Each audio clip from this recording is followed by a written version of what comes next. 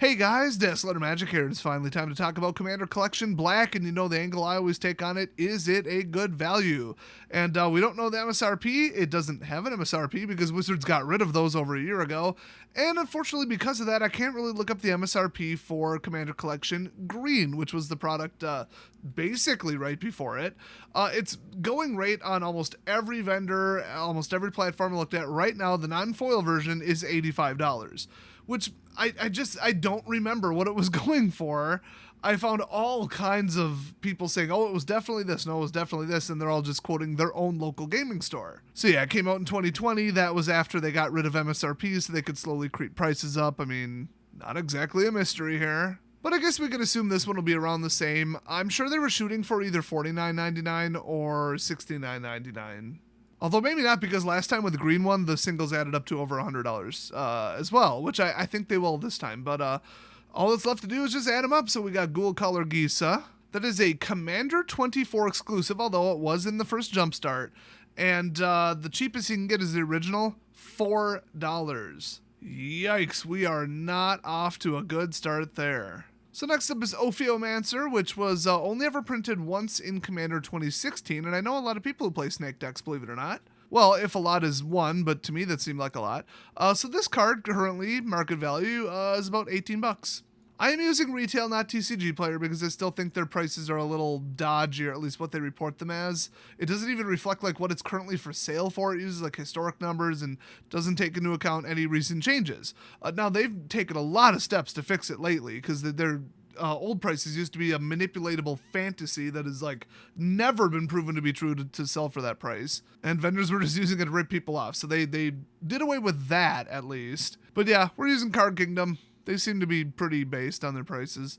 Now remember, this card was only ever printed one time as a one-of in a super limited run series of decks, so the Commander 2013 product. And those you had to buy, I believe, 5 at a time. So you had to buy all 5 decks just to get one copy of this one card. So saying it's $18 when we're about to flood the market with like 10,000 more of them, I don't think that's a very sturdy price. But with that said, I'm going to add it up as its current price, and then you can just judge from there. So next up is the legendary Phyrexian Arena from 8th and 9th edition. It was originally an Apocalypse, which that one's expensive, although Commander 2015 reprinted it.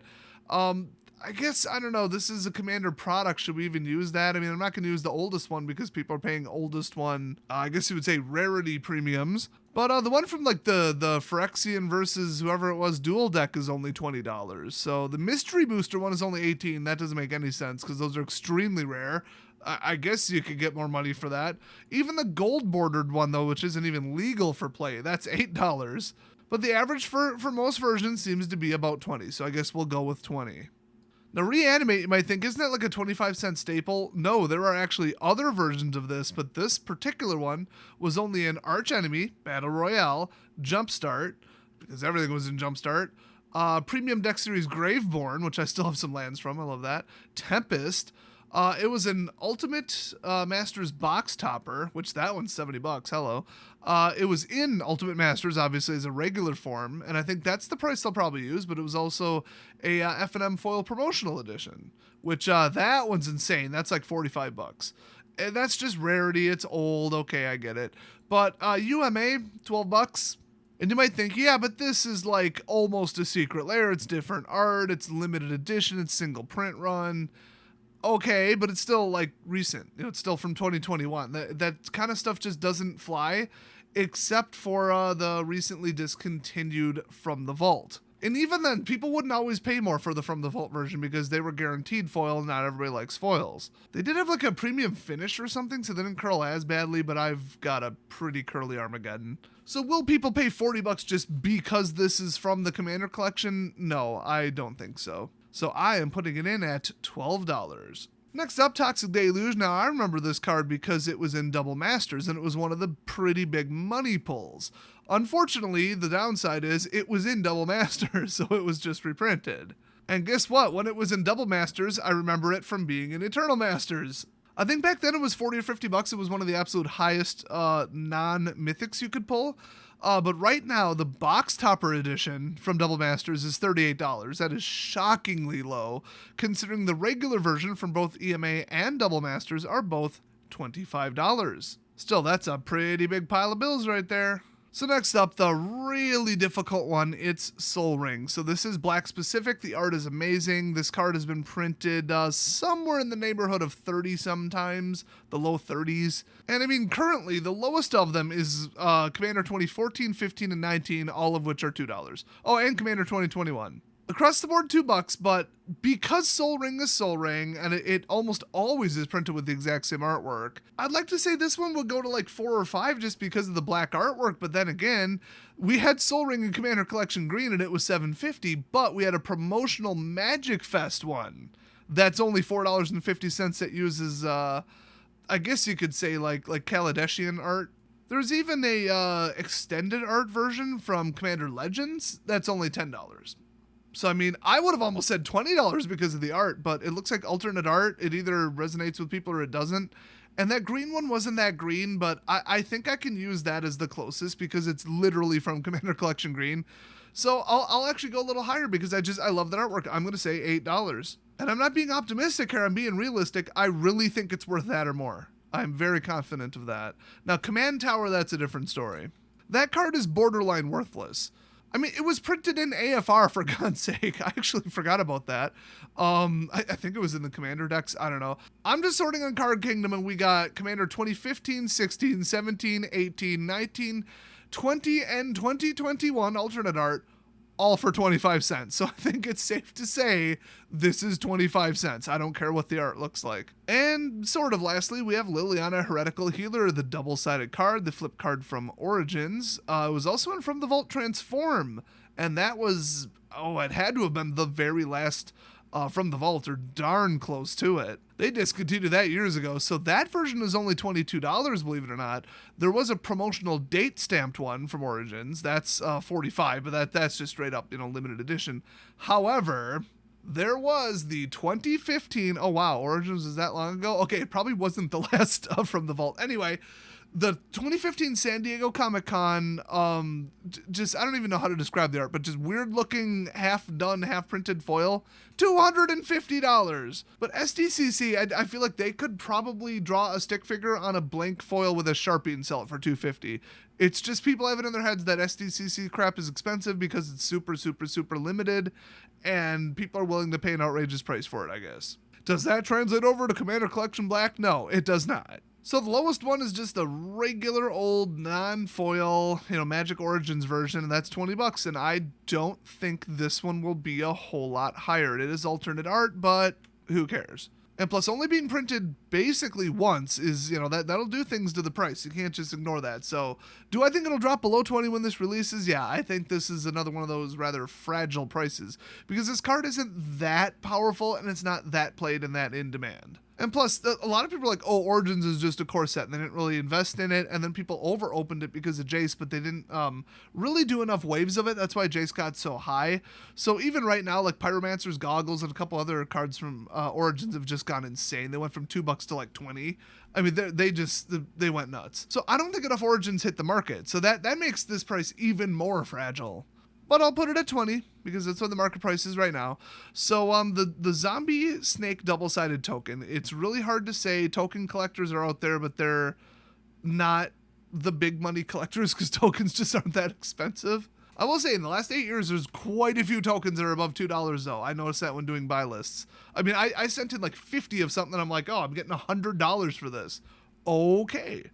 That struck me as unusual, but all right. But still, I mean, they've done real limited releases of like double-sided stuff. I think one was only in a pre-release and still those barely broke $1, if that. So depends what's on them. Zombie is super common. Snake isn't, but whatever. It's a Death Touch snake, so okay. But I just can't imagine this above $1. Well, I could see it hitting 5. I mean, I've seen tokens that high, but I don't think there's that many snake players. So I'm just going to put in the default of $1, which is, usually what you get for a semi-rare token, where people are just like, okay, I'm not going to let this limited of a print run token go for under $1, but do I see it hitting 10? No, absolutely not. Would I be surprised if it did?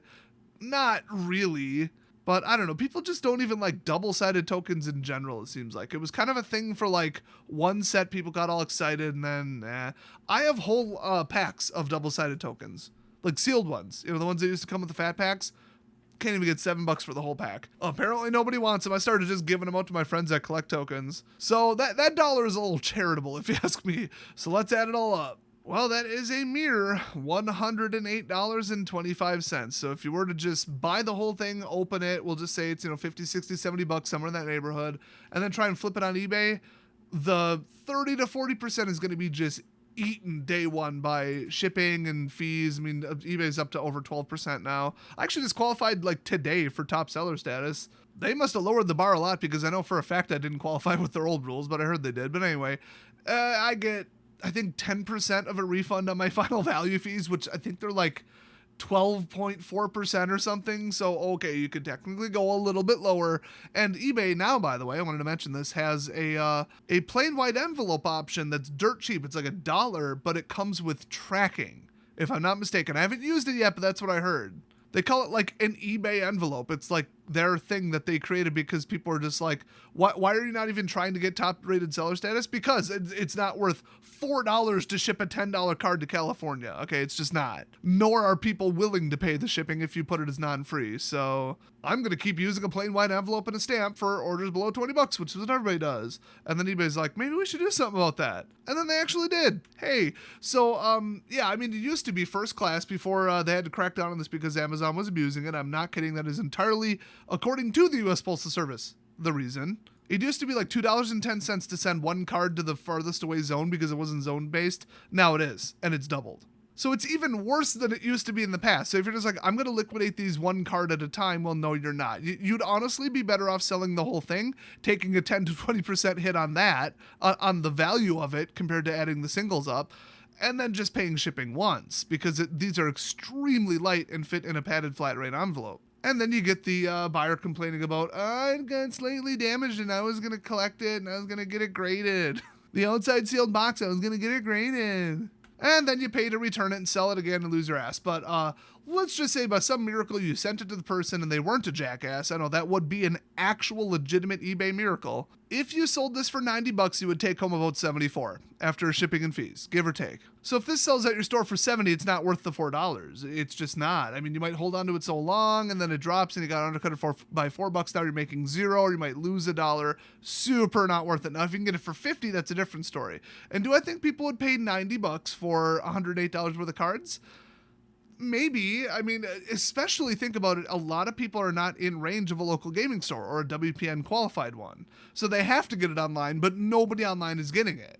So I think for the first week or two, people are going to be like, okay, day one, I got to buy this before it goes up, which is not usually what happens, but there's not a second wave of this from what I heard. So I think day one will be a fantastic time to sell it, if not, sell a pre-release of it, obviously. And I mean, right now with green going for 85, would people pay 90 for the flashy new one? Probably. So it all comes down to what your store is going to charge. I think if your store sees that they're selling for like, $90 on eBay, are they going to let it go for 50? Probably not. So flipping it as a whole, I don't think it's a good idea. Flipping it on eBay or even TCG Player with their fees, which have now gone up, not reasonable. Well, in fact, let's say, okay, you lose $8 in the value because just they were printed, period. Okay, you got $100. There you go. That's what the singles are worth if you sell them individually. And then you don't sell the 25-cent card, and you don't sell the $4 card, and you don't sell the $1 card because you would literally just be giving them away for free or losing money. Well, one, you're already at $91.75 then, and two, after fees and shipping, get this, you would be taking in a whopping $59.74. So selling these as singles is not an option. Let's just put it that way. I'm not going to run down my exact math on this, but basically if you were to send it into an average buy list and then pay shipping once, and you usually get about 60-70% market price for them, especially day one, because it's not like any of the big sellers get a bunch of these, so they want them from you because that's where they're going to get them primarily from. Optimistically, with tracking and insurance, you'd be taking in $54, maybe up to $60. That's if you use first class no insurance, which, okay. I mean, for $100, I'd wing it. So none of them are good options except for selling the whole thing together on eBay, paying shipping once. It's light, call it a day. So if you were to try to flip these, one, I wouldn't, and two, that would be your best bet. But tearing it apart and selling the singles, not going to happen. And I heard that the Commander Collection Green, the singles were like 135 to 150 day one estimate. So like you might have been able to do that with that. But you could just take this one and take the $25 and the $20 card and the other $20 card, sell all three of them and keep the rest. And potentially come close to keeping the rest for free, basically. Because, I mean, that is 20, 20, and 25. So even after fees and shipping, you're like into the high mid 40s, I guess, somewhere in that neighborhood, just ballparking it. So I guess if you really wanted to do that, you'd almost be better off just finding somebody who wanted only the expensive cards and then trading for the rest of them for like other cards or paying them cash. But that is an option. So, I mean, no matter how I slice it, no matter what you plan to do with this, it just doesn't look like a good value unless you're like, I'm buying it to keep the singles and put the majority of them in my deck. Or trade one or two away and split the difference or whatever. If you can get it for 50 or 60 bucks, yeah, even 70 or 80, it's like, okay, that's like, they're worth 108 in theory. With like the first 2 weeks collapsing prices on those two, especially fragile ones, that'll probably crash down to 10, just saying, oh boy, I would not pay 80 because you'll get about $88 worth of cards. So this does not look as good as the green one. I got all excited when I saw like Toxic Deluge and stuff, but just nothing's really the price it was before. And just in general, let's just take a step back and just ignore that this product exists at all. Would I in mid-2021 invest in Magic cards? No, absolutely not. The market's high. All the high collectible and staple stuff is being bought up by, idiots who don't know anything. They don't know how to liquidate it. They're just like, inflation. Ooh, collectibles. Somebody told me that. I'm going to put 2% of my multi-million-dollar portfolio into that because it sounds like a good idea. And then they just keep them in a safe or whatever. But they don't know how and when to offload it. And they, they're going to screw with the market. They're not even real customers. They don't build decks. It's as soon as they decide to unload stuff when things calm down, if they even do, then you're screwed. And if things never calm down, that means that the economy is going to be trashed to the Great Depression levels. And then why would you want to be holding Magic the Gathering cards? Also, the game is doing terrible lately as far as number of active users for various reasons. It's really just the standard constructed meta being beyond unbearable on Arena. So there goes the Arena people. And then in paper, it's just COVID. And now that the entire pro scene collapsed and it all moved digital, it's not looking good. The outlook on anything Magic is bad. And not only would I not pick this up as an investment, even to flip on day one or to hold, that's why I wanted to cover both of those, I would be selling off everything in my binder. In fact, I already have been. I'm basically done selling everything in my binder. And I went through over 200,000 cards. I got about another 200,000 to go. They're in my basement. And then I will own only the cards I think are cool, purple foils, a couple decks, and that's it. I would sell out of Magic right now because, I mean, it's a seller's market because of all the buyers buying up everything. Now, is everybody buying up $4 cards? Probably not. But, I mean, we did see a resurgence of paper cards going up a little bit because people were returning to in-person play after the lockdowns and stuff. So then you add in Deltas going around, and boy, I would not be holding paper cards right now. I would be rushing to sell them as quickly as I possibly could before, well, the end of August, preferably. I've bought and immediately flipped a lot of collections lately. That's why I haven't been making too many videos. I've been busy with that and some other business ventures. But yeah, I holding this as an investment, you're out of your damn mind. And plus, the green one is right now only $85, and that one was better. So, I mean, fast forward a year, you ain't going to be cashing in on this. So, overall, a really, really, really bad value, except for personal use, then it's a pretty good value. And that's where I'm going to leave it. I would say if you wanted to real quick flip something, because if you don't hold it for more than a week, and then you know what, unless like Civil War breaks out that week or something, you're good. You know what's going on within a week, okay? 3 years, you have no idea. Economic, political, weather, climate, everything, like war events, alien invasions, who knows? But if you're just like, I want to buy something, flip it, and sell it, day one, is this hot? Is this worth, me pre-ordering, whatever else you got to do to get your hands on it? Let me just remind you that Double Masters 2 is coming out next year. Getting to Rares and Mythics in any pack, it's almost like a given that it's a better value than anything that's ever been printed before. And Double Masters, I think, might have given Ultimate Masters a run for its money. They've been neck and neck historically, and like right now versus launch. Okay, that's hard to collect stats on, but they were so close to each other because Double was just like so good. So if I were to 1 week or like day one flip that kind of stuff, or buy it sealed, flip it sealed, that kind of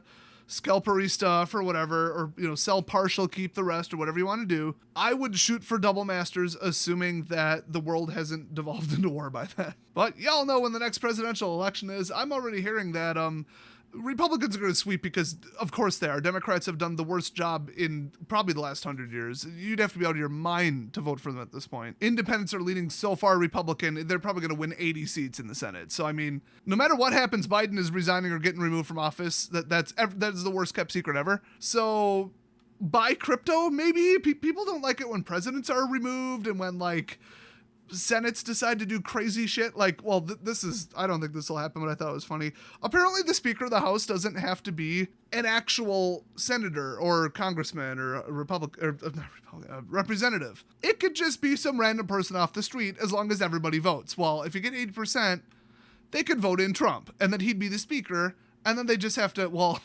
get rid of Biden if he even lives that long. Or, I mean, obviously, they have, if they have 80%, they'll just vote him out. Those be like, 25th Amendment, we voted, you're out by. All it takes is a Senate vote. That's it. And they'd have the numbers. And then they got to get rid of Kamala somehow, which she's broken enough laws and she's awful. I don't know if you could recall her or whatever. So just a little political commentary that things, no matter who wins, no matter what happens, next November, it's going to get absolutely wild. Oh, next November? I meant next November. We're already looking at products coming out in 2022. I thought that was kind of obvious. I mean, the next one after the release of some things that are coming out in Q1 and Q2 of 2022. But if you are still holding Magic cards in June of 2022, you are out of your mind. You are completely insane. I mean, look up the historic price of guns, ammo, precious metals, and crypto every 2 to 4 years when there's an election. That's all I'm going to say. So, I mean, a little bit of not investment advice because I'm not a whatever, just saying you do you. I'm just making observations. I'm just sharing some information with you. Timing is the key, knowing what to buy when. So, I wouldn't touch Magic cards. I'd get rid of everything you own, and I wouldn't touch it unless you're going to quick flip it in 2022. And you might want to take care of what part of 2022 it's in. That's the summary of what I've been saying. So, hey, if you appreciated this advice or made you some money, saved you some money, whatever, I've been hearing good reviews from random people just in my email, Discord, all that kind of stuff. Just leave a like on the video because that's free. Or if you want to be a awesome, super baller pimp, well, get out your purple coat with leopard trim and your pimp cane and go over to my Patreon and drop, I think it's like $2 or something to get into my Discord server. And as we learned in the last video, I might call you at 1 a.m. and ask you about the punching kangaroos. If that ain't worth $2, I don't know what is. I mean, you can pay me $2 and put a note that says, don't call me at 1 a.m. I'll do that too. Whichever way you want to go with it, I need $2. Or just keep supporting the channel by watching the videos. That's what, the other 99% of you do, and that makes me, I'd say plenty of money. Well, lately that's not true, but, well, shocker, I started 2 more channels. So between them, I don't know, hopefully I'll have something going. And for everything else, there's Goodwill plus eBay. But, hey, thanks for hanging out for this video, and I'll see you guys next time.